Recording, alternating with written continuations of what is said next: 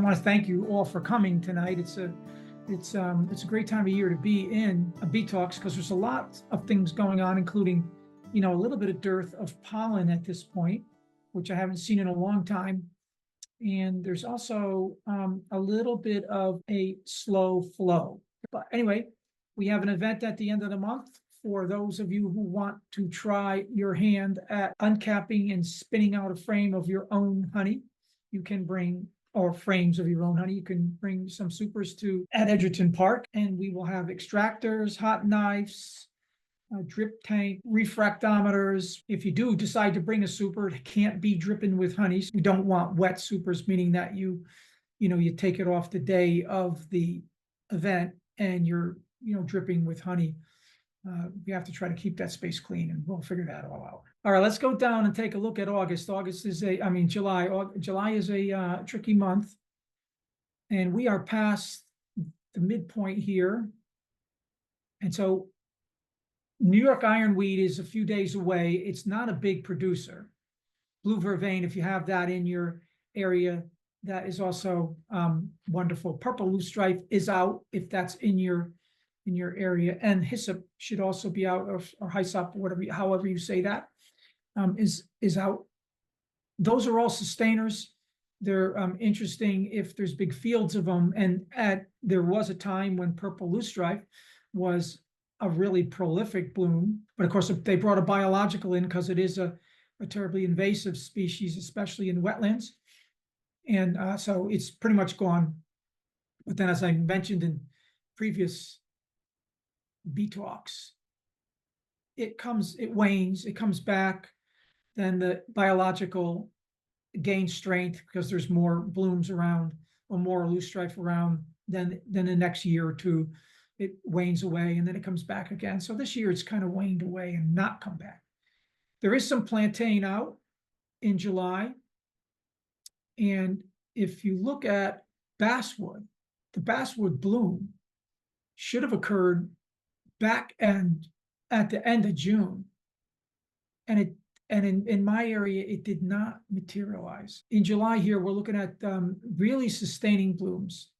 Nothing really prolific, except this year, bees are working white sweet clover. So if you have that, and of course, they'll always, later on, at the end of July, they'll be on Joe Pye weed and any kind of thistle that's around.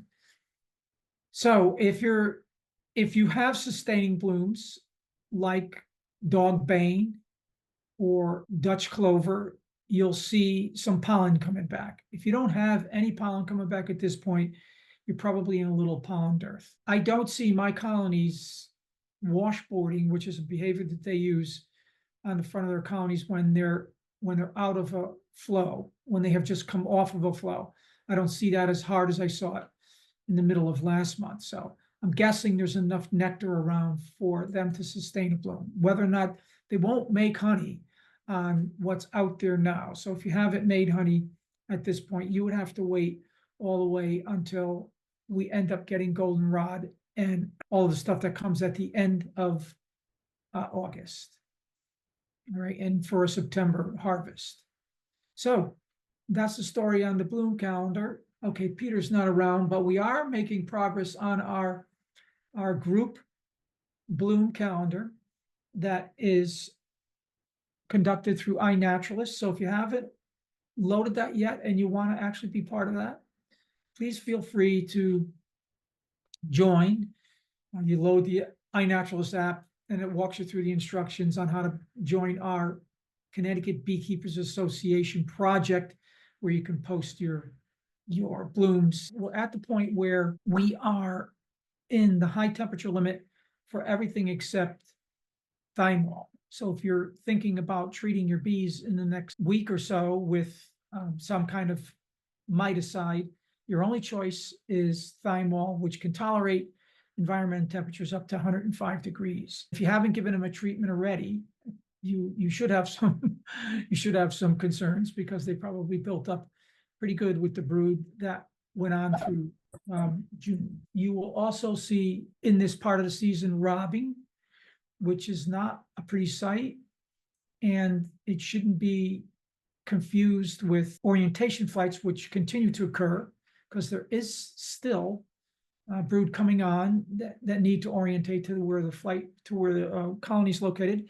So that will continue. You'll see orientation flights all through the months of July and even into August when bees are being born. Orientation flights will occur later in the afternoon as the season goes on. They seem to occur first thing in the morning. I don't know the biological reason for this. I just know that this happens. And maybe you have the same, you can observe the same thing. You will see that bees will come out later and later in the afternoon. So orientation flights will now begin to take place at 1 or 2 in the afternoon, as late as 3 in the afternoon, later on about 4 o'clock. And what you'll have a tendency to wonder about is it robbing or is it orientation flights? So, you can pretty much, you will learn that with time. You'll be able to like immediately determine that it's orientation rather than robbing. And it's the way that bees behave in front of the colony. And if you see struggling on the landing board, no pollen coming in, and just a big fight, you can rest assured that that colony is probably being robbed.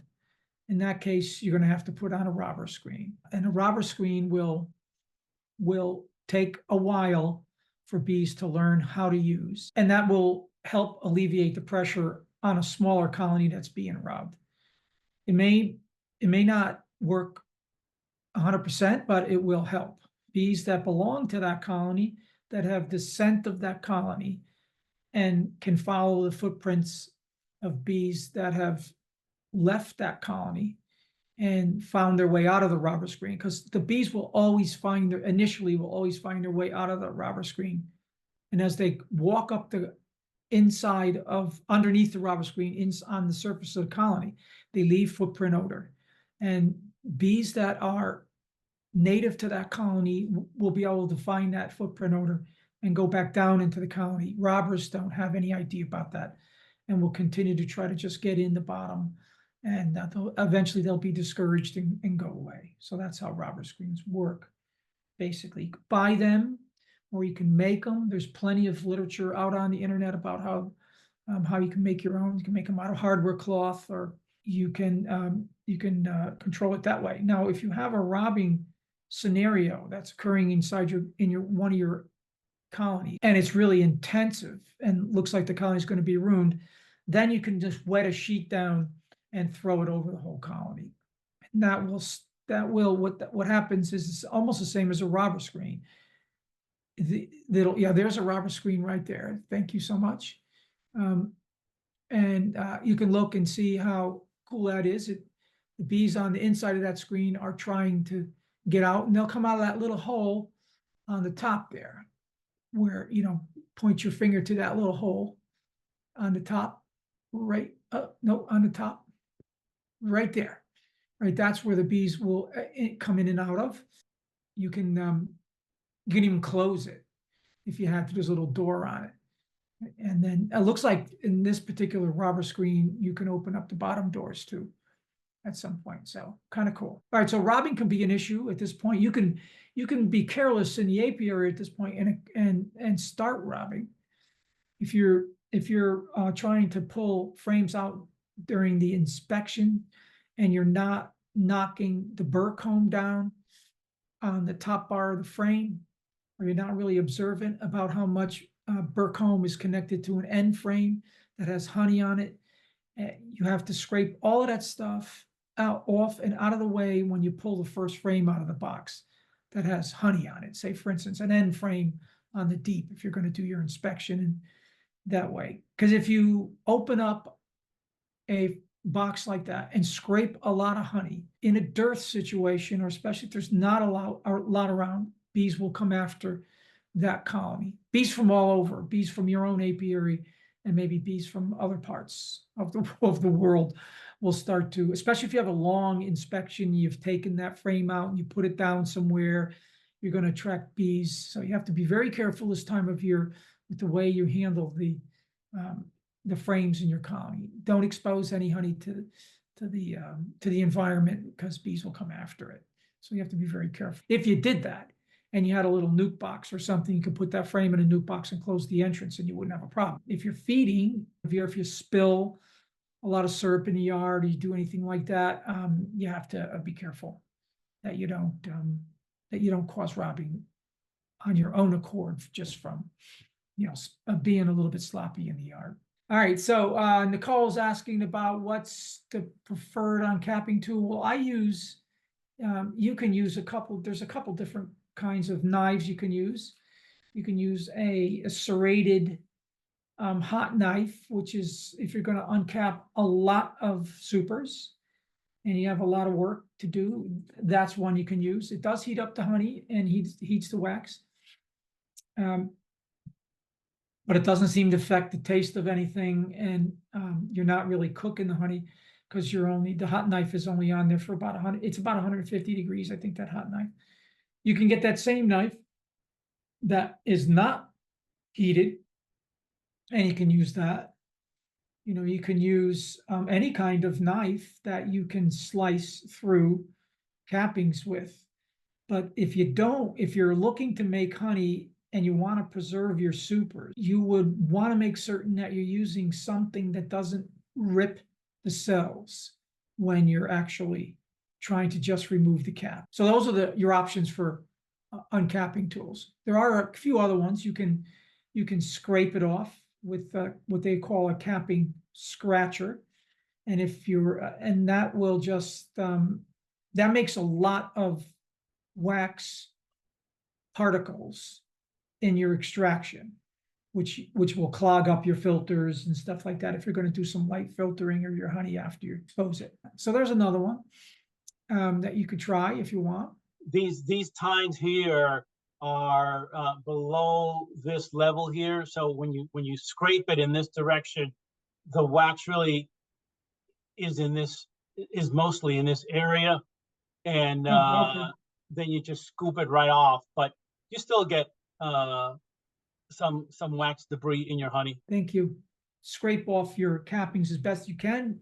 Extract that wax. Now, if you've done it in a fashion where you didn't ruin the comb, you'll have nice drawn comb for that year. The next year, what you can do in your supers is space them out at 9 frames instead of 10. So at 9 frames, if you space them out correctly, and I've illustrated 9 frame spacers at the bee yard a couple of times, how you use them. But what will occur is bees will then, with 9 frame spacing on drawn comb, the bees will then draw the wax out further for you. And they'll still maintain the bee space, but at that point, they'll be able to go out farther.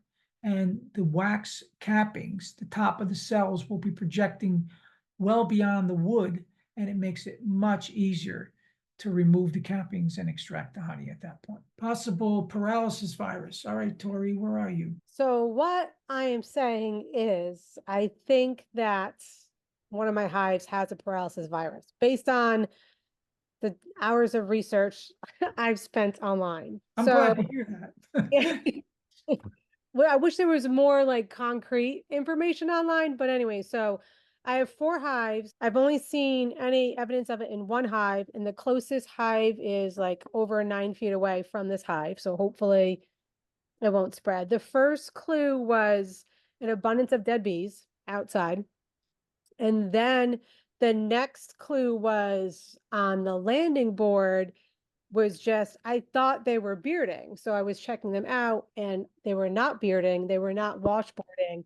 It was horrible, almost like horrific to watch, like kind of shaking, vibrating, like not being able to fly. And then upon doing the research and trying to figure out what was going on, and then I started to like the dead bees, like the proboscis was out. So I don't know if that's an indication. And then again, observing them, the hairless bees, almost shiny. When I first noticed it was June 17th. And so then after freaking out and not knowing like what to do, I read that you could take the bottom board out, but then I was like, well, what happens if my other hives go and rob and then it spreads?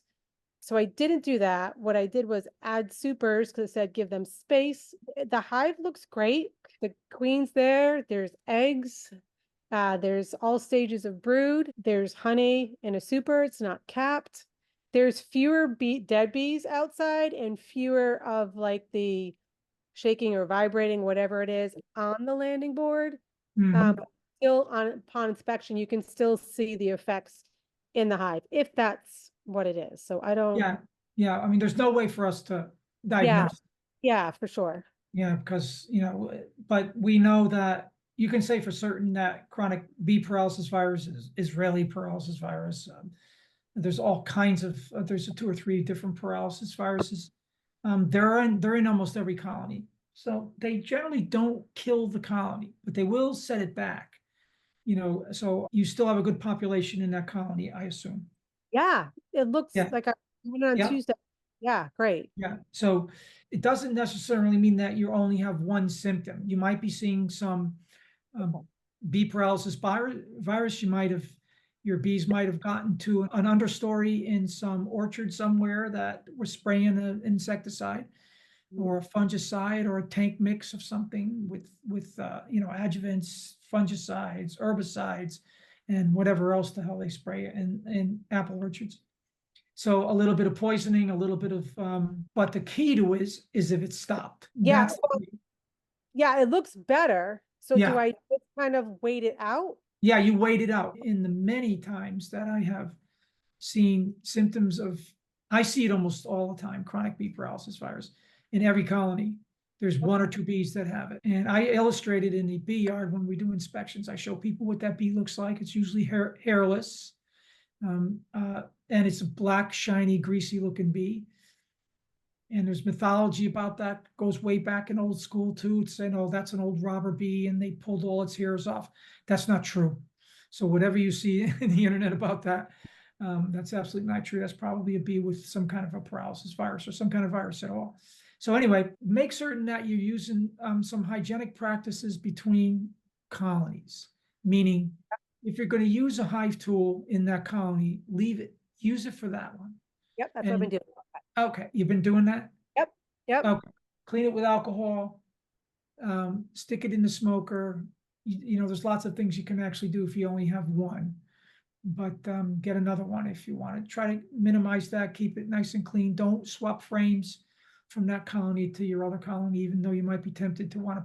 You could put brood into it if you needed to, but you don't want to take it out and put it in another colony because that for sure you'll get some spread of that. So hang in there with it. Sometimes they're still productive. They generally don't die from it. If it becomes very, very pervasive in the colony, you will see them. It set back the colony to almost nothing, and you can lose a colony from it. But I just don't. I've only lost one in a long, long time, so I wouldn't worry about it. But what do you do if they are not capping the honey? I have frames that have 2 uncapped, at least for 2 months. Don't know what is going on there, except you have to test the honey in the cells and see if it's honey, or if it's actually not. If it's honey, then you can spin it out. But if it's not, then it will ferment on you. So you got to give it to your relatives quick. At that point, you're not gonna. It won't stay stable in the jar. So it has to be at the right moisture content somewhere. You can get it to 19.5, and it'll still be good honey. And you can still spin that out. I've had it as not much higher than that, but 18 is a good number. Anywhere from 17 or 18% moisture would be good. But to do that, you would have to have a refractometer, or you could bring a frame of that uncapped honey to the extraction event at Edgerton Park at the end of the month, and I'll test it for you. All right, so the idea on getting supers foundation drawn is to, especially if it's your first year, is to keep feeding them until they draw out all that comb. So you got to feed them at that point to get them to draw comb. If you're putting regular supers in, and the temperature's okay, they will be able to make wax. At this point, it's warm enough. You have to have young bees for that. There's a certain age where they make wax, and once they age out of that, they don't make it again.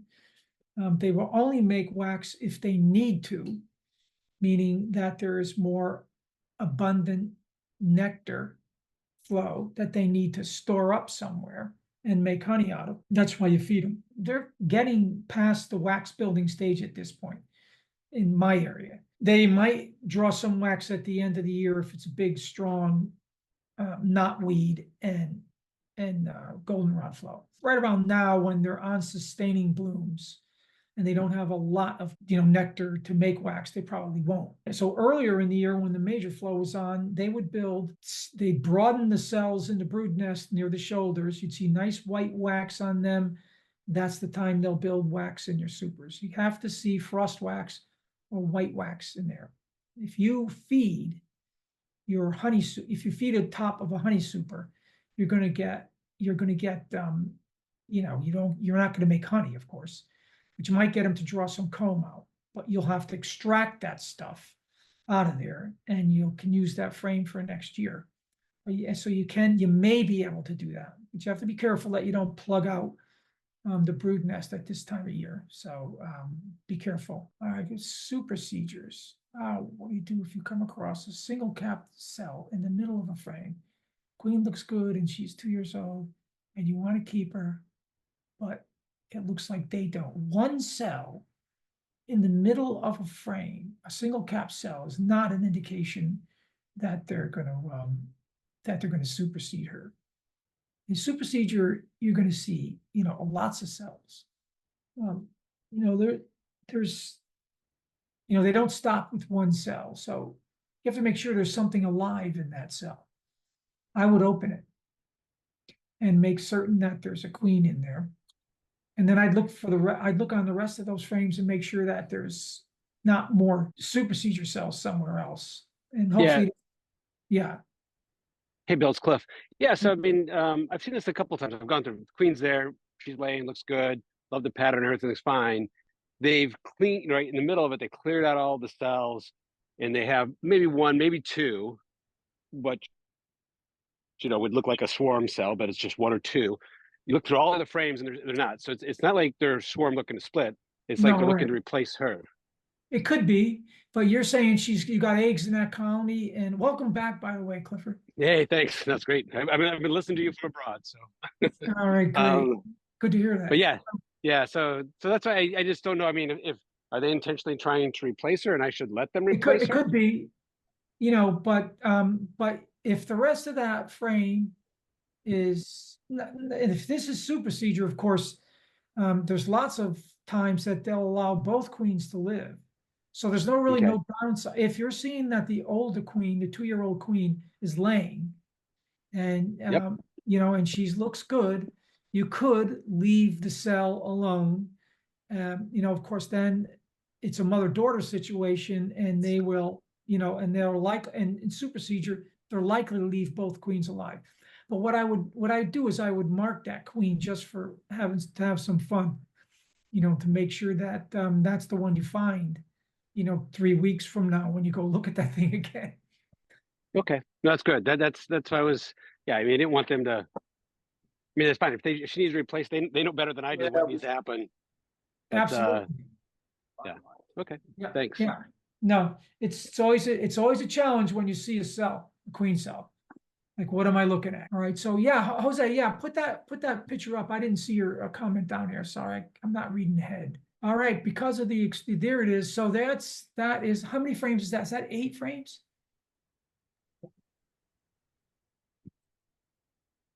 Yeah, no, that's 9. All right, so isn't that 9? Let me say 1, 2, 3. Yeah, that's 9 in a 10-frame box. Yeah, that's what 9 frames in a 10-frame box. So you see how nice and wide the shoulders are. And so how easy that is to, actually it's a little, so they built out some of those combs a little bit out into the bee space of another comb, but you get big wide shoulders, and the tops are heaviest in this arrangement. Go over that with a hot knife and or a knife that's not destructive to the comb, and you get a lot of nice honey out of that frame. You'll get more honey out of 9 frames than you will 10. Bearding in the evening, if I restrict the entrance with a reducer or screen, will that interfere with the bee's ability to regulate that? No. In this weather, most bees will be bearding. at night. They're gonna come out unless you have a open screen bottom. They're likely to, more likely to stay. If you can find a way to ventilate out of the top of this box with some protection that bees can't enter the top of your box, your top super, more bees will stay in the colony if there's some top ventilation usually at this point. But you got to be careful because you can bring in hotter and more humid air than the bees can manage in the colony if they're allowed to do it by themselves. So you have to be very careful about how you add ventilation at any time. But anyway, so there's, yeah, bearding is a thing you'll see in the evening. And it will be, it's fun to watch. I mean, sometimes you can get colonies that almost every single bee comes out in front. What I'm finding is with the insulated boxes, especially the polystyrene boxes, the high density polystyrene boxes that I'm running as a trial in the yard, more bees will stay inside that box than in thinner wooden boxes. Thin wooden boxes, they seem to be more inclined to come out and beard. And if you have nukes this time of year that you're saving for resource colonies, you'll see, and they're in like little wooden nuke boxes, even if they're stacked, like, 5-frame on top of a 5-frame, you'll find more bees will be on the outside of those boxes usually. Yeah. Just elaborate on that. I have one hive in particular, which I'm pretty sure is being robbed. I saw it today. Yeah. There was an enormous amount of activity. It was a weaker hive to begin with. So I'm pretty sure that it was being robbed.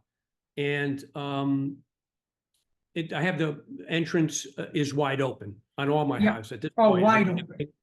All the way across. Right. So, but I was thinking in light of the discussion we're having tonight, of going out and putting an entrance, putting a robber screen on tonight, on that hive. I'm just worried that they've been bearding heavily on that hive as well in the evening. So it's a kind of a toss up, between stopping the robbing and, I don't know, prevent them from doing what they should be doing.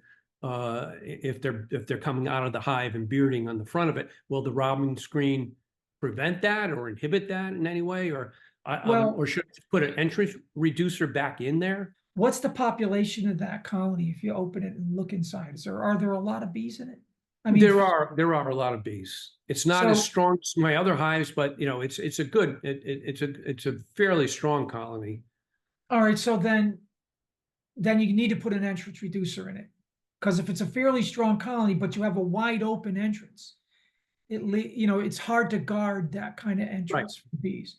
So it's possible that colony is really is capable of being able to defend itself, except you got to give them a way to you have to reduce that entrance so that the guard bees can come out and defend the colony. And what I would do is, because it's not a ventilation issue at this point, I'd go down to a smaller version. I'd go down to the 1-inch piece.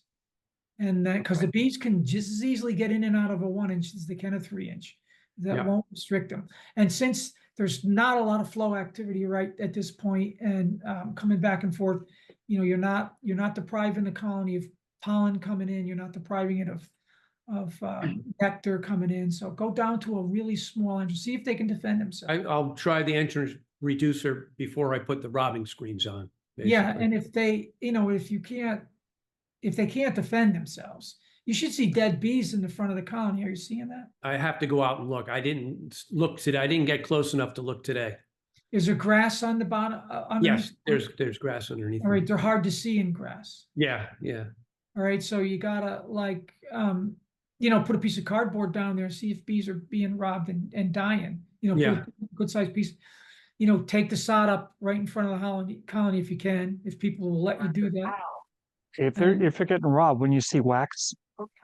Yeah, well, if they're getting severely robbed, that's exactly right. If they're getting severely robbed, you see other indications are that you'll see cappings on the landing board. At Okay. that point, you're really in trouble. But yes, that's true. Yep. Uh, But most of the time, robbing activity that results in that colony is generally beyond saving at that point. Whereas, when what's Kurt's mentioning is they go just into a total frenzy. They get inside the colony and they rip open cells. They don't uncap them in any orderly fashion. So you see wax and all that stuff all over the place. Yeah, it's bad. And as Adam is saying, and that's another severe amount robbing situation where robbers were going to go after the seams around the colony. So they're looking for any way to get in that colony. It's a sad situation. Yeah, you got to look for all of those signs, and Kurt and Adam making good points that there's lots of indications that will help you figure all that out. Hey, one other thing to look for, if you, like I have a couple locations in my yard. If I Yeah. start seeing bees flying horizontal across my yard, flying from one area to the other, then Yes. go look, you'll see one of the hives is getting robbed. Yeah. Now, another good indication of behavioral observation that will make sense. Well, Right, I know that, yeah. I've seen that and I've watched them very carefully, and under normal circumstances, they come and go. They come and go, fly. But one afternoon recently, they were just, it looked like almost like a swarm around this one hive.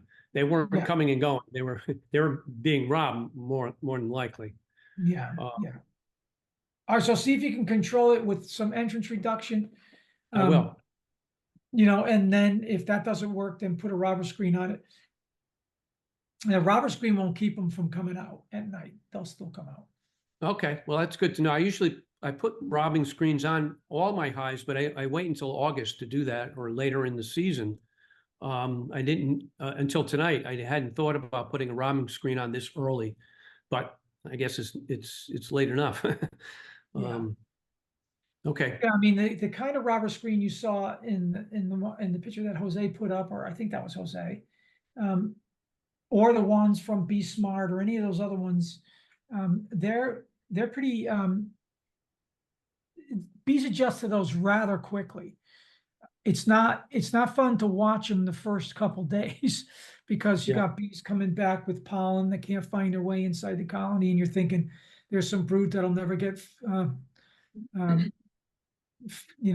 never have the advantage of that pollen and all of that. So, all right. So let's go over those points that Adam and Kurt, I've been making, and others that, so there's some definite signs to robbing that you can distinguish between robbing and orientation flights, which confuse people, especially in the beginning years of their beekeeping.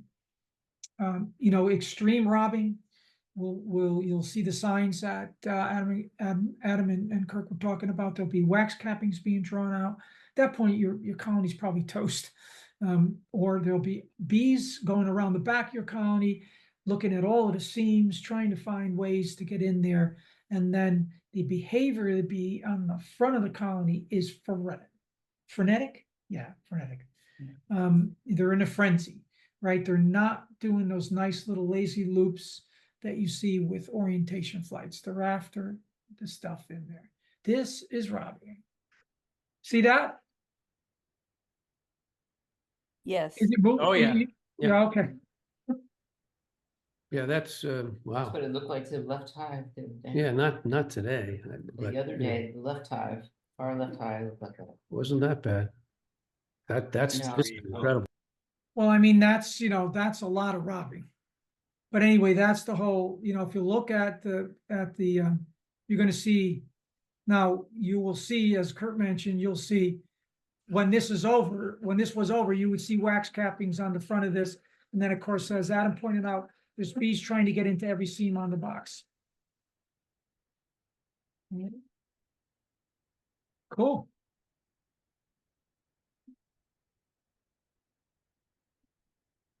That was pretty scary. That was pretty scary, right? Yeah. Oh, yeah, man. So, there's a lot of, there's a lot of bee lore about robbing. And one is that if you open up all of your colonies at the same time, took all the top covers off of all of them during that robbing scenario, it would stop robbing immediately in the yard, because every colony then would have to defend itself, and all of the bees would go back to their home colonies. I have never, ever had the nerve to actually execute that. And not only wouldn't I never do it, what would happen if you got all the covers off of all of your colonies and then everything started raw? So I have no idea if that would ever work. But anyway, that you will hear that said more than often, especially if you're looking on the internet for advice about how to keep bees. Everybody's going to be taking their honey right now. They're basically going to be taking all their resources from their hives. If they take them now, yes. Yeah, and what my point would be is just be careful that your bees may need some resources. So you may want to feed them depending upon how much honey you take. Your bees are going to be looking for resources, and especially if it dearth starts too. Hey, if you're taking your supers, you might want to be feeding after you do that. Yeah, and so what, so I'll just want to remind people based on Kurt's comment that the bees were counting on that honey.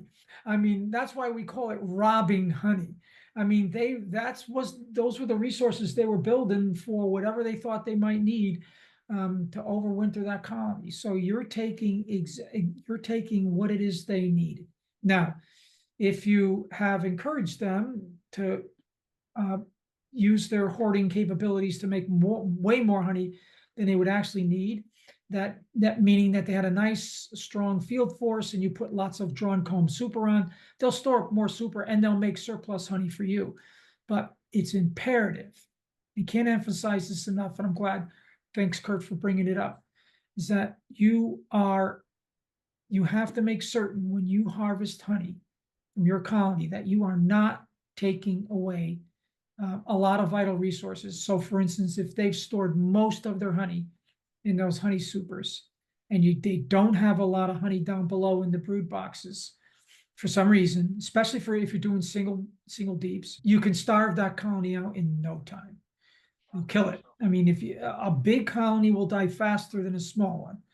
And a big healthy colony will die faster than a small one. If they're out of resources, you leave them that way, they'll starve in 48 hours. I'm glad you mentioned singles, because that's what I do is I run singles right up until this time of year.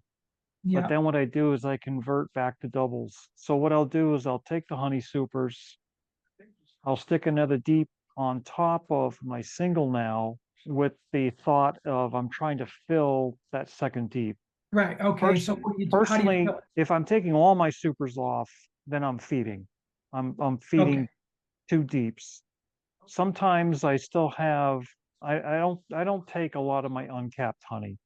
So Mhm. I'll leave all of my uncapped honey above an excluder. So what I'll have is 2 deeps, an excluder, and all my uncapped honey above that, hoping that they'll consume that resource.